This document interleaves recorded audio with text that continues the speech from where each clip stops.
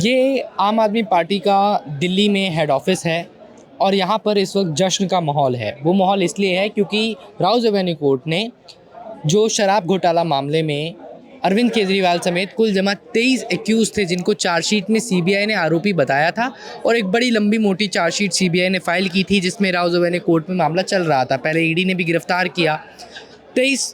2023 से मामला दरअसल शुरू हुआ था जब मनीष सिसोदिया को गिरफ्तार किया गया सीबीआई द्वारा पहले और फिर ईडी द्वारा। फरवरी का ही महीना था और आज लगभग आप ये समझ सकते हैं कि 3 साल बाद राउज़ एवेन्यू कोर्ट ने इस पूरी चार्जशीट को ही सिरे से खारिज कर दिया है। राउज़ एवेन्यू कोर्ट ने इस मामले की सुनवाई करी। ट्रायल अभी शुरू नहीं हुआ था, चार्जशीट पर बात हो रही थी जो सीबीआई ने चार्जशीट फाइल की है और कोर्ट ने ठीक ठाक फटकार लगाई सीबीआई को। और जो चार्जशीट थी बड़ी मोटी और कोर्ट के जो प्रिसाइज वर्ड्स थे एग्जैक्ट वो यही थे कि इतनी मोटी ये जो चार्जशीट है, इस चार्जशीट में जो आरोप लगाए गए हैं उन आरोप को समर्थन देने के लिए किसी भी तरह का कोई विटनेस, कोई स्टेटमेंट, कोई प्रूफ आपके पास नहीं है। इस बिना पर सीबीआई को डांट लगाई गई। अरविंद केजरीवाल समेत बाकी के जो 22 एक्यूज थे जिसमें मनीष सिसोदिया भी शामिल हैं, विजय नायर शामिल हैं, सबको डिस्चार्ज कर दिया। यानी कि केस शुरू होने से पहले, ट्रायल शुरू होने से पहले राउज़ एवेन्यू कोर्ट ने इस पूरे जो घोटाले वाली जो कथा सीबीआई ने रची थी, जो चार्जशीट फाइल की गई थी, उसको गलत ठहराया है। अब हो ये सकता है ज़रूर कि सीबीआई हाई कोर्ट में जाएगी और हाई कोर्ट में सीबीआई अपना बात रखने की कोशिश करे।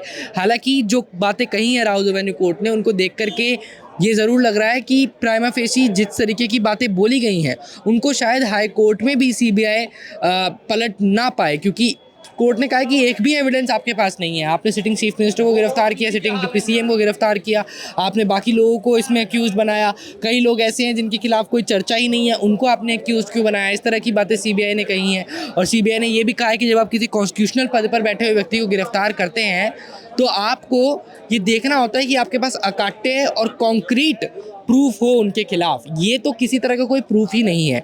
इस तरह की बातें कहकर सीबीआई के इस पूरे चार्जशीट को कोर्ट ने खारिज कर दिया है। अरविंद केजरीवाल को डिस्चार्ज कर दिया है, मनीष सिसोदिया को डिस्चार्ज कर दिया है। लेकिन 3 साल में, फरवरी 2023 से लेकर अब फरवरी 2026 में हम लोग खड़े हैं, इन 3 साल में बहुत कुछ घटा। दिल्ली का चुनाव आम आदमी पार्टी हारी। लगभग 17-18 महीने तक मनीष सिसोदिया, जो कि नंबर 2 है आम आदमी पार्टी में, वो जेल के अंदर रहे।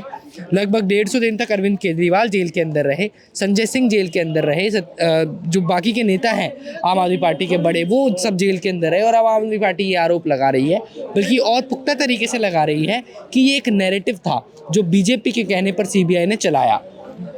अब फिलहाल मैं इस वक्त आम आदमी पार्टी के ऑफिस में हूँ। कुछ कार्यकर्ताओं से बात करेंगे जो जश्न मना रहे हैं यहाँ पे। इन लोगों से पूछेंगे क्या माहौल है कार्यकर्ताओं के बीच में और कैसा इनको महसूस हो रहा है। शायद बाहर से भी लोग आए हुए हैं। क्या नाम है सर आपका? हाँ जी, क्या नाम है आपका? वरुण राज सिंह। आप वरुण जी कहाँ से? दिल्ली से ही हैं आप? मैं दिल्ली तो भी हैगा, मैं पंजाब तो भी हैगा। क्या बात है वरुण जी। 3 साल बाद आज लगभग ये फैसला आया है। 2023 में सबसे पहले अरेस्ट कर लिया गया था मनीष सिसोदिया को। आज कोर्ट ने जो बातें कही हैं सीबीआई को, सिर्फ डिस्चार्ज नहीं किया, डांटा है कोर्ट ने तो बल्कि सीबीआई को कि आपने किस तरह की चार्जशीट बनाई है। क्या कहना चाहते हैं? जब मनीष जी अरेस्ट हुए थे आईटीओ ऑफिस में, हमने खुद प्रदर्शन किया था और मैंने उसमें बाइट भी दी थी जी। मैं उन्होंने कहा सी घर जिन्ना मर्जी फोल लो, जो मर्जी कर लो, जिन्ना मर्जी लब लो, लाल स्वेटर तो इलावा कुछ नहीं मिलना जी। मैं क्या सी अपनी बाइट, तुसी ऑन रिकॉर्ड आ देख लो। ते ਉਹੀ ਅੱਜ ਗੱਲ ਸੱਚ ਹੋ ਗਈ जी। ਤੇ ਅੱਜ ਇਹ ਸਮਝ ਲਓ कि डेमोक्रेसी सेफ है साडे इंडिया च। ये फैसला प्रूफ है जी। ये जो फैसला है ये प्रूफ है कि हमारी जो हिंदुस्तान की डेमोक्रेसी है वो बिल्कुल सेफ है जी। हालांकि इन्होंने पूरा जोर लगा लिया। आज जो पूरा इंडिया है, हर एक आदमी को ये पता लग गया है कि पॉलिटिक्स से ऊपर जो है ना वो संविधान है जी। संविधान को आज कोर्ट ने प्रोटेक्ट किया है जी। कि तानाशाही जो है ऐसे नहीं हो सकती और ना कभी हिंदुस्तान में होगी। यहाँ पर जो ज़्यादा बोले उसको ईडी सीबीआई उसके पीछे लगा देना, आज ये प्रूफ हो गया कि ऐसा कुछ नहीं है। और मैं आपके माध्यम से हिंदुस्तान को कहना चाहता हूँ कि ईडी और सीबीआई से डरने की ज़रूरत नहीं है। अगर आप सही हो, अगर आप सच्चे हो, अरविंद जी और पूरी आम आदमी पार्टी ये चिल्लाती रही कि कट्टर ईमानदार है, कट्टर ईमानदार है। आज राउज़ एवेन्यू कोर्ट ने ठप्पा लगा दिया कि कट्टर ईमानदार हैं। जी। इन्होंने सिर्फ इलेक्शन जो है वो डिस्टर्ब करना था। इन्होंने अपनी भाजपा सरकार बनानी आपको थी। लगता है जो नुकसान करना था, फिर अगर आप ऐसा कह रहे हैं कि पॉलिटिकली मोटिवेटेड था ये, तो बीजेपी दिल्ली में इलेक्शन जीती, आम आदमी पार्टी को हार झेलनी पड़ी, और अब आपको लग रहा है कि क्या इस फैसले का जो परिणाम है, जो फायदा है, वो पंजाब इलेक्शंस में आम आदमी पार्टी को मिलेगा? पंजाब छोड़ो, गुजरात, पंजाब के साथ साथ गुजरात हमें फ्री आएगा। गुजरात में भी आपको लग रहा है? 110% गुजरात तो घर है बीजेपी का सर, वहाँ पे बीजेपी का। मैं कहता हूँ ना, जब जमीन खिसकती है ना तो बहुत कुछ तबाह हो जाता है। अब ये समझ लो, इस फैसले के बाद बीजेपी की जमीन खिसक रही है। और आप देखना, जब अर्थक्वेक आता है ना तो बहुत इमारतें जो हैं, जो झरझर हालत में होती है, वो गिर जाती हैं। तो यही हाल बीजेपी के अपने घर में होगा। जब ये जमीन आज खिसक गई है, अभी वहाँ उनका कहाँ कहाँ डैमेज हुआ है वो भी नहीं ढूंढ पाएंगे। और आपको मैं आज आपके ऑन रिकॉर्ड बोल रहा हूँ कि बीजेपी का पतन आज शुरू हो गया इस फैसले से। आज जो है, आज न्याय प्रक्रिया की जीत हुई है। फिर अभी हाई कोर्ट में शायद जाएगी, सीबीआई चैलेंज करेगी इस फैसले को, और फिर तो अब देखो, अपने आप को तो धोना पड़ेगा ना। अगर पैर मारा, अपने ऊपर कीचड़ पड़ा जी, तो वो धोना तो पड़ेगा ना। धोने दो उनको। अगर यहाँ पर इतने सालों में कुछ नहीं ढूंढ पाई कोर्ट, सीबीआई नहीं ढूंढ पाई, तो वहाँ पर क्या ढूंढ लेंगे? वहाँ पे क्या ढूंढ लोगे आप? कुछ नहीं मिलना इनको। मैं कहता हूँ, आज भी अगर भाजपा जो है ये आम आदमी पार्टी से, अरविंद केजरीवाल से माफी मांग लेना तो इनका उद्धार होगा, नहीं तो आज से पतन शुरू है।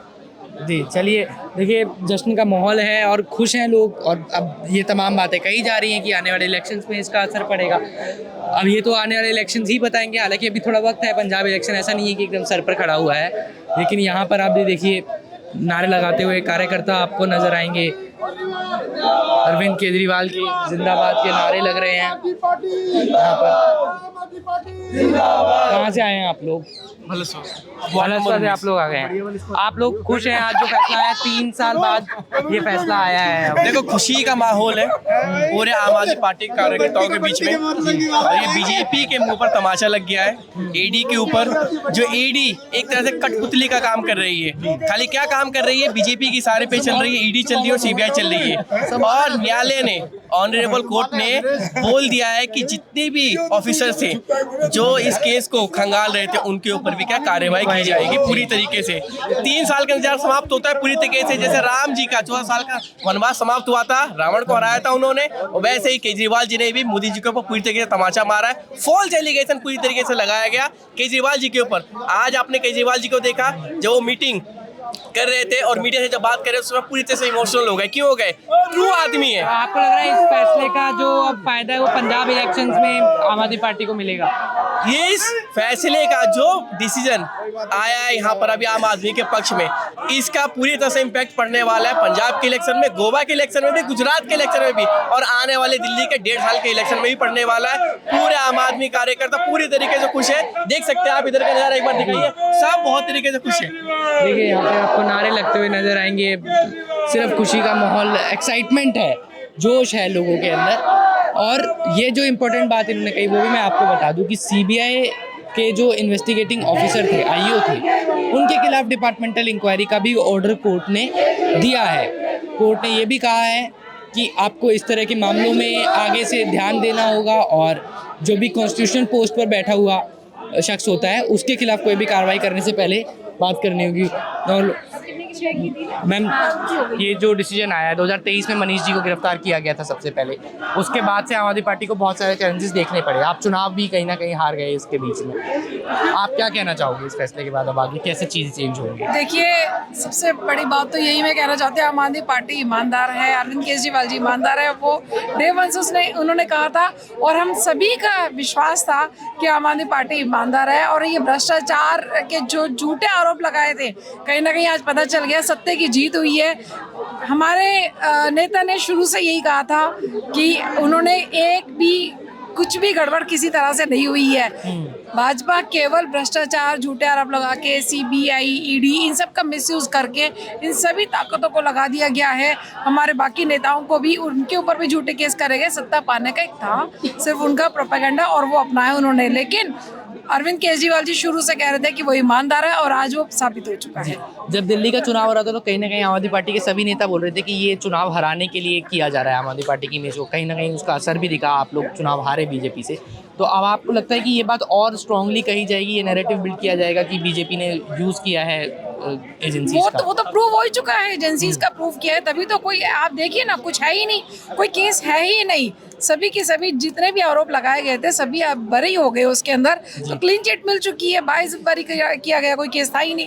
तो साफ दिखता है ये तानाशाही है। सच पूछो तो मोदी जी की जो एक हमारे देश में जो ना बड़ा दुर्भाग्य है, किस तरह के प्रधानमंत्री हैं जो झूठे आरोप लगाते हैं, तानाशाही पूरी तरह से चरम पर है। विपक्ष को खत्म करने का काम जो उन्होंने किया था आज पूरे देश और दुनिया के आगे उजागर है। मैं बाकी कार्यकर्ताओं से बात कर रहा था तो पंजाब और गुजरात के इलेक्शंस को लेकर अब सब लोग बहुत एक्साइटेड हैं और बिल्कुल असर पड़ेगा इस चीज़ का, और कहीं ना कहीं विश्वास जो है आम आदमी पार्टी के ऊपर जो जनता का हल्का सा हो गया था, शेकी हो गया था, वो कहीं ना कहीं वापस आ जाएगा कि देखिए सच्चाई की ही जीत हुई है। जो भ्रष्टाचारी थे, जो झूठ था, उसका जो ना पराजय हुआ है और सत्य में विजयते हम तो ये कहेंगे। और पूरा यकीन था अरविंद केजरीवाल जी पर, अपने नेता पर, वो ईमानदार हैं और आज घर घर में बहुत खुशी है। हमारे पास सुबह से कॉल आ रहे हैं हमारे क्षेत्रीय जनता की तरफ से, सभी का बहुत बहुत जितना आशीर्वाद दिया उन्होंने।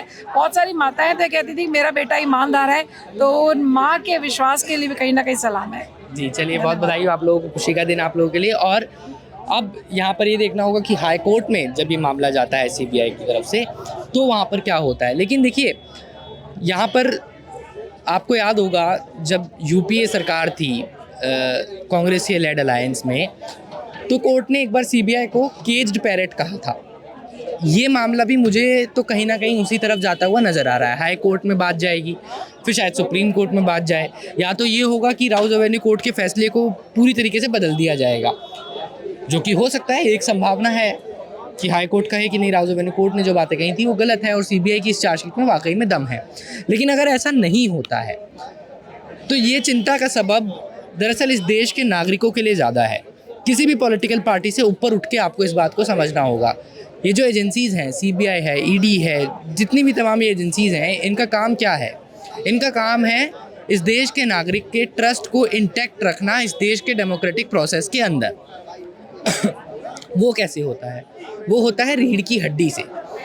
हम लोगों को आज के ज़माने में ये समझना होगा कि चाहे हम बड़ी इकोनॉमी बन रहे हों, चाहे हम कंजम्पशन इकोनॉमी बन रहे हों, हमारी परचेजिंग पैरिटी बढ़ रही है, सब कुछ हो रहा है, लेकिन जो रीढ़ की हड्डी है, जो आपको सीधा रहने के लिए बोलती है, जो कॉम्पिटेंट लोगों को लेकर आती है सिस्टम के अंदर, वो हम लोगों को पैदा करनी पड़ेगी। हमने यूपीए की सरकार के टाइम पर ये देखा। मैं ये नहीं कह रहा हूँ कि इस मामले में भी सीबीआई ने बीजेपी के दबाव में आकर ही काम किया, लेकिन आरोप तो लग रहे हैं। और अगर कहीं ना कहीं ये फैसला हाईकोर्ट और सुप्रीम कोर्ट ने रिटेन किया तो ये आरोप बहुत स्ट्रांगली लगेंगे सीबीआई के ऊपर। सीबीआई की छवि किस तरीके की है हम सबको मालूम है। तो ये जो चिंता का सबब है, और सिर्फ सीबीआई और ईडी की ही आप क्यों बात कर रहे हैं, आप लोअर कोर्ट्स में जाइए। हमारी जो न्यायपालिका की लोअर कोर्ट्स हैं, डिस्ट्रिक्ट कोर्ट्स हैं, उसमें आप केसेस की पेंडेंसी देखिए, वहाँ पर आने वाले जो रिवर्सिबल डिसीजंस हैं उनको चेक कीजिए, तो आपको पता चलेगा कि ये जो हमारी इन्वेस्टिगेटिव एजेंसीज है, कहीं पे पुलिस भी भूमिका निभाती है, कहीं पे सीबीआई, कहीं पे ईडी, इनकी इनकॉम्पिटेंसी की वजह से, ये तो चलिए पॉलिटिकल मैटर था, अरविंद केजरीवाल फेमस व्यक्ति हैं तो उठ गया, लेकिन ऐसे केसेस उन लोगों के साथ भी होते हैं जिन्हें कोई नहीं जानता, कोई मीडिया का कैमरा उन तक नहीं पहुंचता, उनको सफ़र करना पड़ता है। तो लॉन्ग रन में हमको इस सिस्टम को दुरुस्त करना पड़ेगा, वो रीढ़ की हड्डी पैदा करनी होगी और कॉम्पिटेंट लोगों को सिस्टम में आना होगा। यहाँ से पॉलिटिक्स में कितनी चीज़ें चेंज होती हैं अगले 6-8 महीनों में ज़रूर पता चलेगा। पंजाब का चुनाव है, गुजरात के चुनाव में भी करिश्मे करने के दावे कर रहे हैं आम आदमी पार्टी के कार्यकर्ता, वो कब होगा वो भी देखने वाली बात होगी।